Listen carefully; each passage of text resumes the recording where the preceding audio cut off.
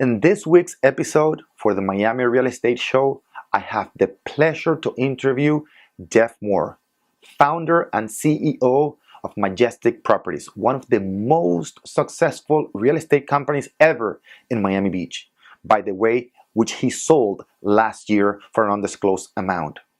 We are talking to a top producer. To give you an idea, he've closed deals for more than $70 million. He've closed in one day, just in one day, more than $300 million in sales and more than 600 units in less than 24 hours. The insights and the things you learn during this interview are amazing. To give you an idea, not only he talks about his success with the company, but the key to business in real estate. He says, the key to longevity in real estate, it's marketing. He says, and top producers understand that the value of investing money to make money. In other words, and spend money to make money. He said, back in 2008, during the recession, I invested a lot of money in marketing and I did better than ever. He also talks about a wonderful analogy that I never heard before. And when I mention this analogy during seminars, people they love this analogy. He says, Orlando, people have to see the real estate firm, the company they work for, like the mall. And they have to see themselves like the store. The mall gives you a space in the mall, right? And you, the store owner, are responsible for making it happen in your business. It's the same thing with real estate. The firm gives you a space, but ultimately, it is your responsibility to make it in this business. Most people get into real estate thinking that their company, whether a small company or a large company, is going to give them all the training, all the support in sales to make it happen. And they realize 6 months later, 8 months later, that it doesn't really matter what company they work for, the training is not there and they're not supposed to do that. So he talks about that. He also talks about the advice he gives real estate agents that want to start their own real estate firm. Pay very close attention to that advice. He mentions about how often you should, or a real estate agent should, email their database and what to put in that database. And finally, he talks about the future of the real estate market for 2016 and how to find opportunities for your clients. I hope you enjoy this interview as much as I did. So without further ado, I leave you with Jeff Morr, one of the top producers in Miami. Make it a very productive day. Take care, guys. This segment of the program is brought to you by Casa Luna, the ultra-luxury 7 unique boutique condominium in the heart of South Beach. The units range from 2 bedrooms with 1,800 square feet to 3 bedrooms with 2,600 square feet. Every residence will be delivered fully finished, featuring 10-foot high ceilings, impact glass doors, expansive balconies, rooftop pool and spa, 2 dedicated parking spaces per unit, and much more. Prices range from $1.75 million to just over $2.5 million for penthouses. For more information about this unique South Beach condominium, contact the Jeff Morr team at 305-803-5588.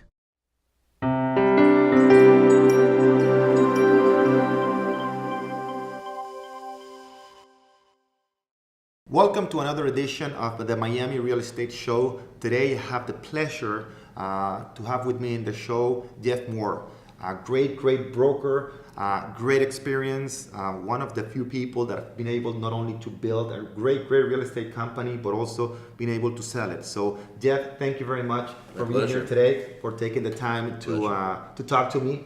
And to get started, I want to ask you, what's your background? In terms of in real terms estate? of real estate, yeah, in terms of business. I started, in terms of business, I was mowing lawns and babysitting and selling clothing at the flea market and doing all kinds of things before college. Okay. But I started in real estate at the ripe old age of 21. At 21. While I was still studying advertising, and I had a client that wanted to buy a house in Coral Springs, Florida, Okay. which I'd never been to.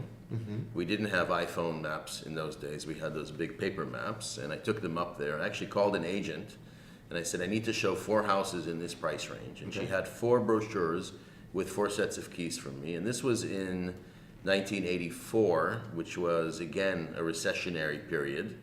And we went and looked at 4 REOs. That was in 1984. 84. Right. Recession, 4 houses. They liked one. We went back to the office. I was 21. I looked like I was 15. Okay. My broker helped me write the contract. Okay. And I went and presented to a very, very intimidating, woman in her 60s Okay. in East Fort Lauderdale, and I put Okay. a deal together. And it equaled about 3 months what I was making at my part-time job while going to school selling ads. So I said, this is good. And I went into it full-time, still going to school. Within 2 years, I became a partner in the company. We built it to a pretty large franchise in South Florida. But I've been doing it for a long time. Yeah, well, 2/3 of my life. Almost, yeah, it was 30 years ago, right? 1984 to today, To today. 2014. 30 years. 30 years in the business. 30 years. And you were able to build one of the most successful real estate companies in Miami Beach, Majestic Properties. Yes. And what happened to Majestic? I don't see it anymore. What happened? I got to a point not too long ago that I decided to reflect on the next half of my life. Okay. And realized that I was working for no particular reason, too hard, and made a big decision to sell the company and be able to focus more on selling and more on designing. All right. Because I know that's your passion, right? What is your passion? I introduced the loft concept to Miami. I've directed the design of buildings. I've sold them. I like selling real estate. I love advising on real estate. So I get to do both. I get clients, I sell them a property, and then I design it for them. Now, you got started 30 years ago. Did you have any mentor at the time? Did you learn from somebody? Very early on. Actually, in those days, it was mostly middle-aged women, no offense to middle-aged women, who were married to executives. They didn't really need to work, but it gave them money to buy bags and jewelry. So it wasn't a very serious profession, and nothing like it is today. Today, it's a very real profession. Competitive. Very competitive, and with the opportunity to make a lot of money. Right. So I was this kid in this office filled with these women. And somebody told me to go to Sweat Hogs, which was a Floyd Wickman, I think it was a 13-week seminar. And we and we had to come back every week with a listing, and if we didn't have a listing, we had to wear a dunce cap. And so I had 1 week where I wore a dunce cap. But he really taught us how to farm and how to communicate with clients and how to build relationships and database. And I think that helped me a lot. I highly recommend to every new agent to take as many courses as they can and really get themselves to the next level early on. Otherwise, they won't be in the business. Right. Now, you also mentioned we mentioned about Majestic. And how many agents do you have at the peak? The peak I had 300 agents. 300 agents. Right. Now, after the recession, which one? Half became 2008. Well, the recession in Miami started in 2006. You defined it, 2006. And lasted until about 2011, 2012. Right. But around 2008, 2009, especially after banks stopped lending money in the second quarter of 2008, half of those realtors became waiters. Right. People who had made hundreds of thousands of dollars went into other industries. The real agents stayed in the business and rode the wave, a long wave, and are still prosperous today. Now, I'm sure after so many successes, before that, you faced some challenges, some failures in the past. Do you have one that stick out that you remember that very difficult situation in your business career as a real estate agent and broker and business owner? Again, recessionary times are always tricky. And so as an agent, I'll go back to 2005, which was a not so great year for real estate in South Florida. What I did is I bumped up my marketing, and I ended up doing better than I had ever done in the business. Talk to me about the marketing. You bump up marketing. What do you mean by that? Of course, you did more marketing, but... Yes, that means more. In those days, we didn't have social media. Right. We didn't have e-flyers and e-blasts. Magazine advertising and direct mail and phone calls. I marketed more, and I got those listings, and luckily that was not even a recession, but it was definitely a bump in the business. Okay. And I did better than ever when other agents were crying. All right. So marketing is the key to longevity in this business. I want to stay a little bit on that topic because when I'm doing my coaching seminars or programs, I talk about that we are not in the business of real estate. If we want to make above average income in real estate, we need to understand that we are not in the business of real estate. We're in the business of marketing. And you made even marketing, right? In college. Helped me a lot. So it's very important. We were talking before the interview about marketing. Can you share with me a little bit on how important marketing is or has been for your business? Sure. Well, I like to tell agents, as a broker, when I was a broker for a company of my own, I told agents that your broker is your mall. I like that analogy. It's amazing. All right. It's the same thing. Okay. We're going to give you a space in the mall, and you're going to open up your store. Okay. You are a store. Every one of us, whether we own a real estate company or we work under a real estate company, we are a real estate company. We are a brand. If you offer the best service, you return phone calls and emails quickly, which is a little bit lacking in this town. And you do a lot of marketing in the right places, and you spend your money wisely, and you have the product. And what does product mean? It means the entire MLS. All you need to do is know it. You don't even have to buy it and put it on your shelves. You don't have to stock inventory, and you have billions of dollars of inventory to sell.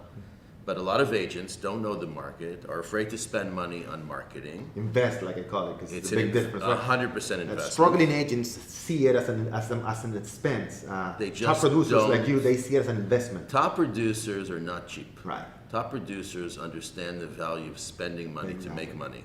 And what I tell agents is spend $1 and you should get $10 back. Right. You want to make $1 million, spend $100,000 on marketing. You want to make $5 million, spend $500,000 on marketing. You're starting out, spend $1,000 a month on marketing. That'll give you $120,000 a year. Right. So here's a point not only from a top producer, but from a business owner, a broker that was able to sell his company because his company was successful. And Jeff's saying, marketing, the number one of the most important factors in your business. And as I asked you before, talk to me about some challenges you had in 2005, and the way you came out of those challenges was with what? Was with marketing. It was the opposite of what someone would tend to do. Right. I understood that there was certain amount of business out there, and it was for the grabbing. And if I increased my marketing, I would be successful. There was a television, real estate channel on television, on cable. Okay. I never watched TV, but once in a while I'd watch a video. Okay. And that was on Channel 3 in Miami Beach. And I kept seeing real estate, and I stood in front of the office that I worked for. I was with Remax at the time. Okay. And I said, guys, we all need to go on this channel, because if I'm seeing it, everybody's seeing it. All the people staying in hotels in Miami Beach are seeing it, all the residents are seeing it. Nobody would commit. I spent $500 a month. Okay. I had a photo taken of myself on a building on 5th and Ocean with an amazing view of the ocean, Loomis Park and Ocean Drive, in a crazy red jacket with a white shirt. $500 a month. People would stop me for my autograph. My business exploded. So I understood the value of spending money and not sending out one farming letter, not getting a call and never doing it again, but being consistent.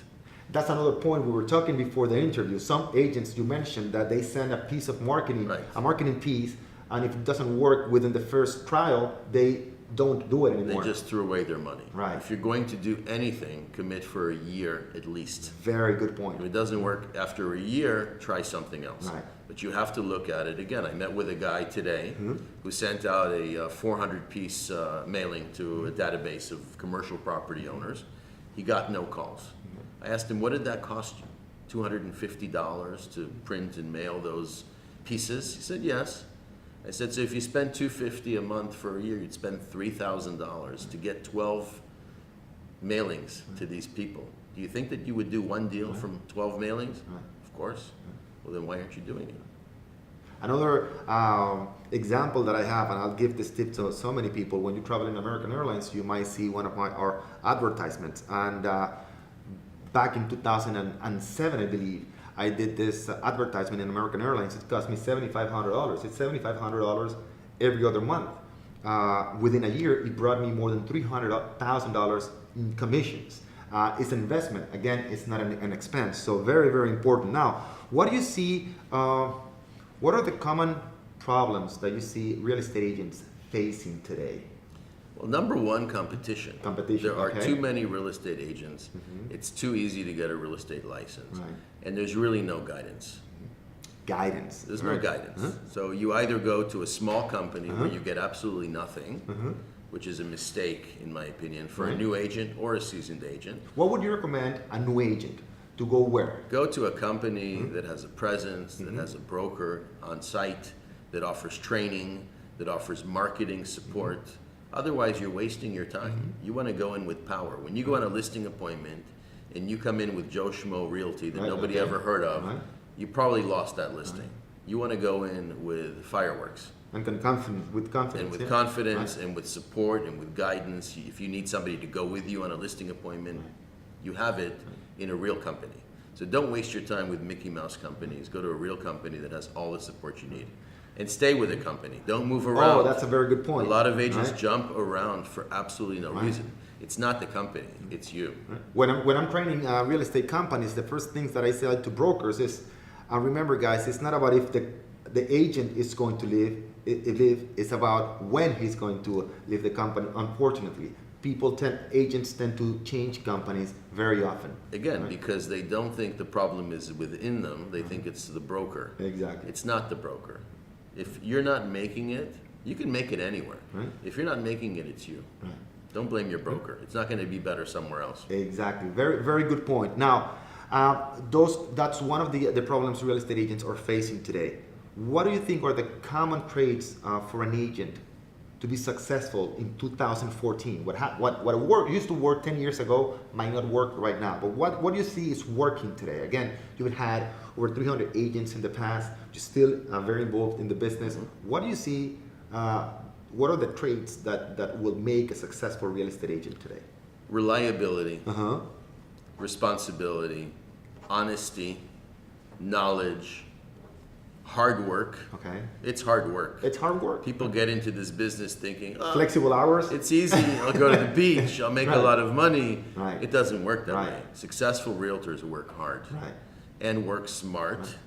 Qualify your buyers, qualify your sellers, and market. Build your business, invest in your brand. I recommend 20% of your income go back into marketing. Very good point. 20%. I said at least 10%.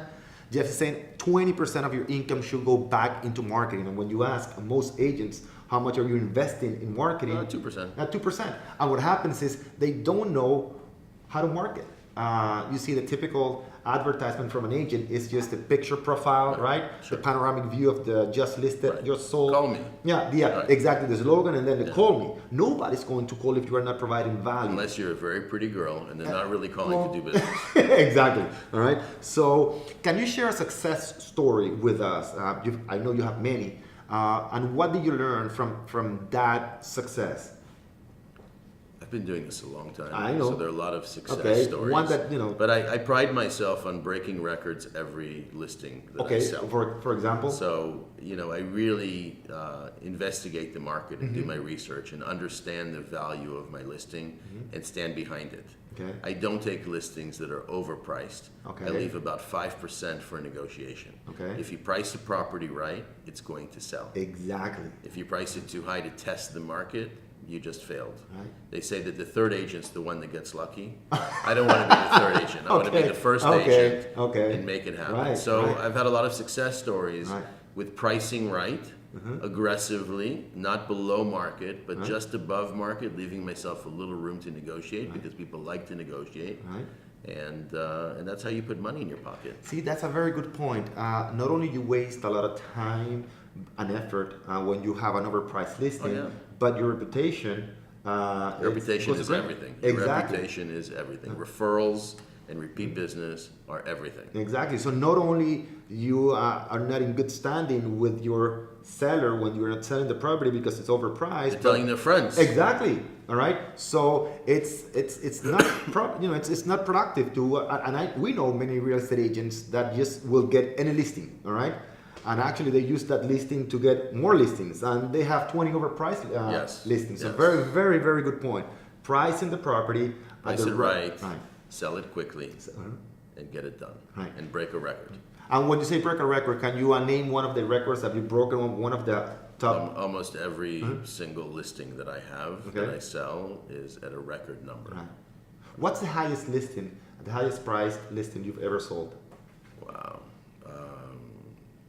$70 million hotel. Okay. Plenty of $10, $15 million homes. Okay. I've sold 600 units in a condo in one day. 600 units. About how did it happen? $200 million. How did it happen? I sold a lot of buildings. It was in the real estate boom of 04, 05. Okay. And I sold, I multiple projects where we sold because we worked for 9 or 10 months ahead of time to a successful launch where we sold $200 to $300 million in one day.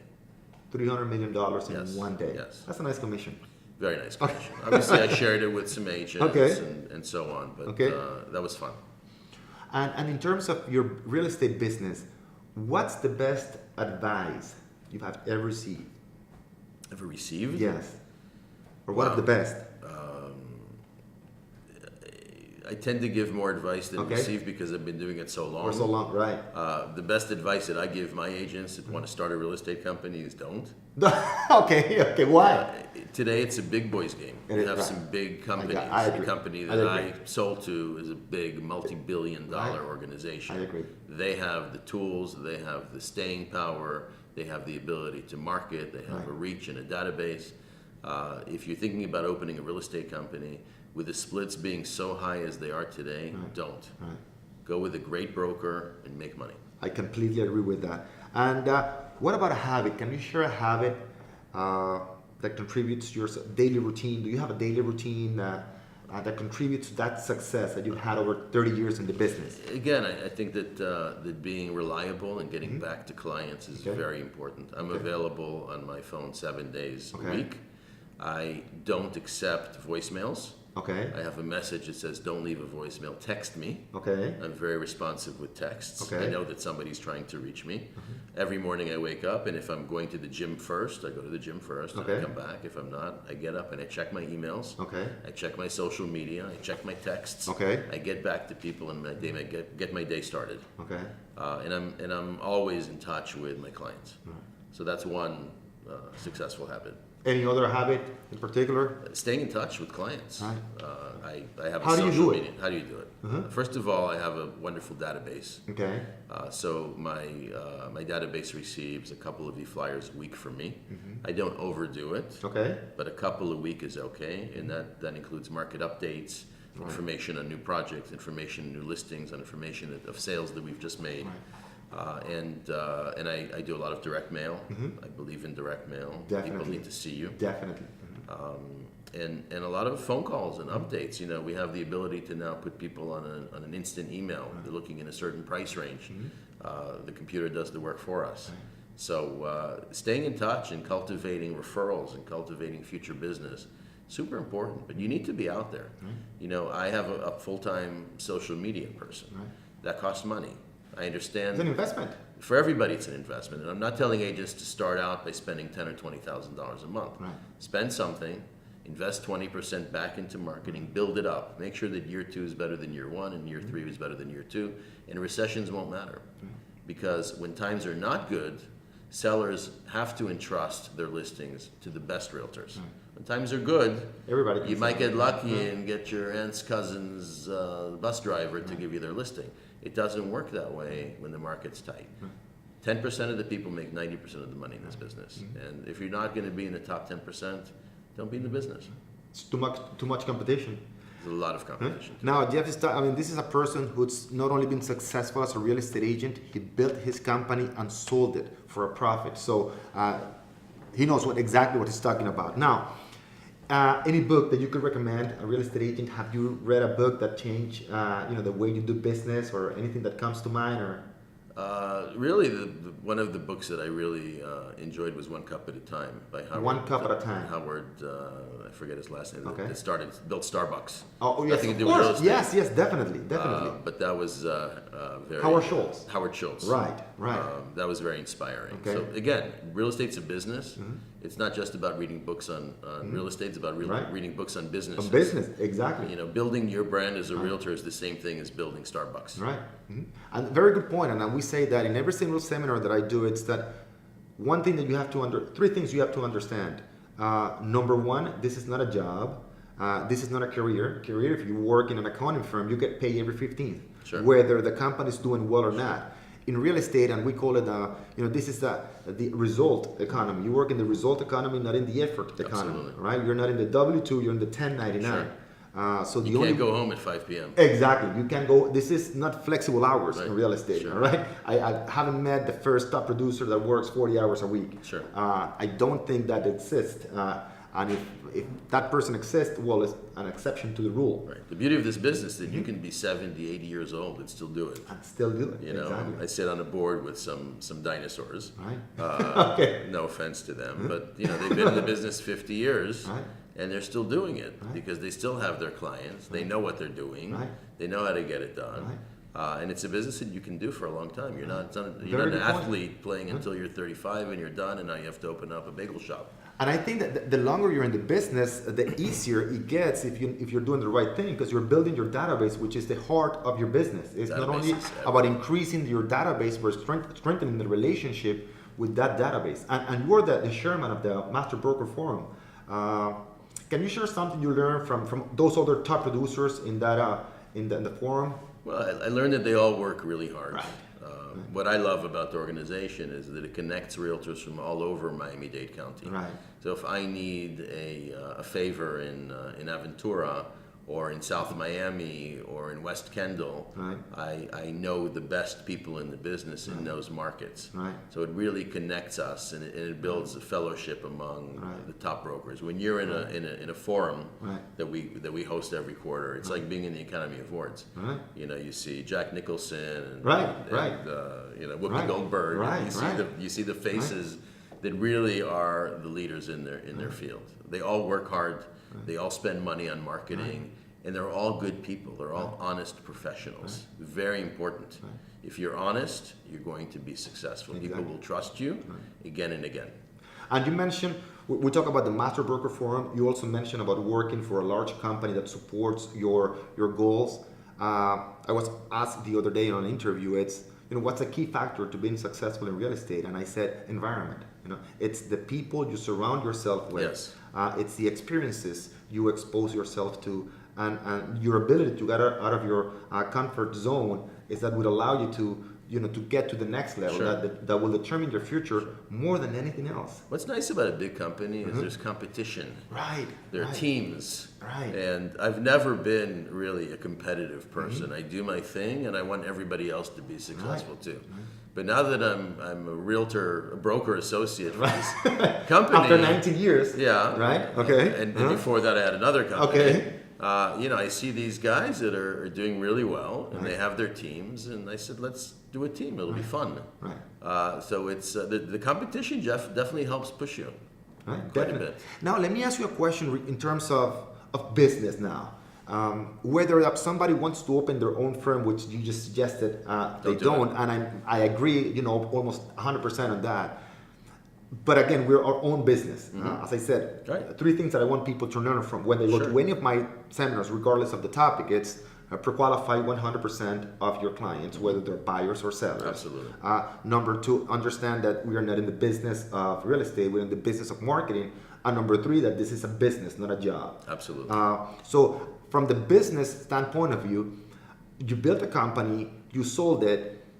What key elements, what's your management style, first of all? What key elements a business owner needs today in real estate to make it a successful business within the company? Well, you first of all, to be a successful business owner, you need to know how to delegate.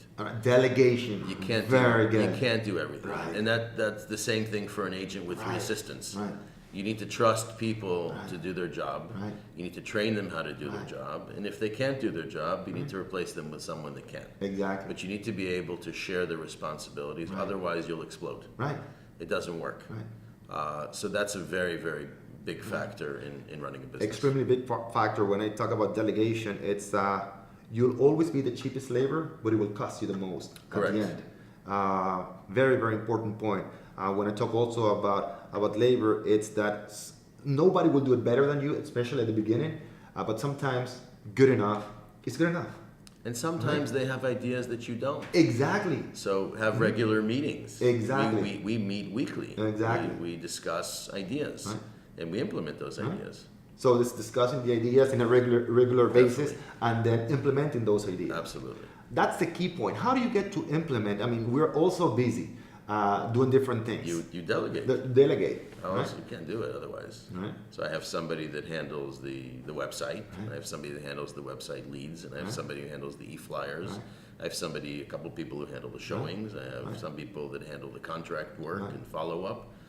Delegate, and the job gets done. If everybody knows their job, the job gets done. If they don't know their job, you fail. And that's the point. It's having a system. That's what we teach in coaching, is having a system. If you don't have a system and you need to be present in your workplace, Correct. you don't have a business. Correct. You just have a job. I don't sit at a desk. Right. I'm in restaurants and conference rooms. Okay. I don't sit at a desk. My office is my iPhone. Right. But I'm on it all the time. Right. I call people, I text them, do this, forward this, do this. Delegating. And it gets done. So learn to let go, trust the people that you work with. If they're not the right people, change them. But don't try to be a control freak and do everything, because you'll fail. That's what most people do. Yes. Right? Now, nowadays, I know most people are very busy, stressed, family, work, so many. You're many, so accessible today. Right, you're so accessible today. Any method, any habit to release stress, anything that you use to. Well, first of all, exercise. Work out, run, do yoga, take vacations. I mean, I know agents that just don't take vacations, which is crazy. Right. You should be spending a couple months a year on vacations. Get away, get outside of your life. Look inside your life from the outside. Exactly. You'll learn new things. You'll come with fresh ideas from different places. Take a break and find balance. You've got to be balanced. If you're not balanced and you're working all the time, you're going to be miserable and you're going to get a heart attack. And for that, you need to delegate. You have to delegate. Exactly. You have to trust people. Right. And don't take everything so seriously. When a client's nasty, which happens a lot, don't take it seriously. Have fun with what you do. And make sure that all the pieces are put together and all the parties like each other. It's very important to go from a contract to closing to have everybody getting along. The buyer, the seller, the other realtor, the attorney, the lender. Make sure that you're in touch with all of them, that you control the situation so that you get to a closing and it's a smooth closing. Nobody has an issue, nobody's mad at anybody else. Well, for that, you need a system. You need a system. Good. Now, how do you define success for you? What's been successful mean to you? For me, success is happiness, whatever that is. You know, if you're happy with a studio apartment and a surfboard, and you can do that, and it fulfills you, then do it. Success for me is being able to work at my pace, being able to have long-term successful relationships with friends, with realtors, with clients, with my team, with my partner, and to be able to travel. For me, travel is really a big deal. I'm not into Ferraris and airplanes and big boats and flash. I don't care about those things. I have cars that I love. I love cars, but I don't need those things. And I travel as much as I can. So again, having a team, having the support, having the systems, I can do that. That for me is success. I have the life that I like. We get to design our own lives. Exactly. So success is being able to live the life that you design and you're happy with. Now, going back to the market, how do you see the Miami real estate market in the next 24 months? What do you see happening here? I'll tell you, the prices have appreciated quite a bit. But Miami is now finally, after many years, recognized as the new global market. I've been saying it for the last dozen or so years. This is the new world-class city. When you compare our prices to other major cities in the world, and you take into account that we have no state or city income tax. Right. We have tremendous weather. We have beautiful beaches. We have a beautiful city. We have landscaping. We have an international airport. We have every athletic team. We have Art Basel. We have museums. We have ballet. Really, it's a tremendous city, and the value is very, very good if you know what to buy. I think that a lot of the new construction product is being sold for more than it's worth. You think so? Okay. I think there are going to be some good buys when people come to close. All right. Which is when, 2016 maybe? Summer 2016? Or? Buildings are starting to be completed this year, next year. But yes, around 2016, you'll have a lot of new inventory. Right. A lot of people have put 50% of the money down. Okay. And again, locals can't even buy pre-construction. They don't have 50%. Right, of course. We Americans don't typically have a lot of cash. Right. Latin Americans taking their money out, Russians, Europeans, and New Yorkers. Right. Our luxury, ultra luxury market selling to New York, and the rest of the market is selling mostly to Latin American investors. So it's going to be an interesting market. There's a lot of great product coming online. There's a lot of product that's not so great coming online. And if you look, you'll find resale product that's very recent, that's $100 or $150 or $200 or sometimes $1,000 under what the building next door is selling for, just because it's new. Right. People aren't investigating. Right. People go down to Latin America, they present a pretty picture. Right. This is a great deal at $1,000 a foot, but you can buy next door at $500 a foot. That's a very good point. Very, very good point. Just in the same area, just because it's 5 years older doesn't mean it's in a great building. But we have inexperienced realtors and we have dishonest realtors who are going after that 5 or 6% commission, 7% commission, right? without caring about what happens when their client closes. Very good point. Very, very good point. So it's I tend to sell. I do sell pre-construction when I believe in it, but I tend to sell a lot of resales. Very, very good point. So resales are good. That's where the value is. That's where the value is. Absolutely. All right. Yes. Right. So to end the conversation, if you could give one piece of advice, because we talk about new agents, but if you could give one piece of advice to an experienced agent, what would it be? Don't be cheap. Don't. There you go. It takes money to make money. Invest money back into marketing. Learn, study, network. Okay. There are a lot of pieces of advice. Build relationships. Invest in those relationships. Take your clients to dinner sometimes. Send out gifts, branded gifts.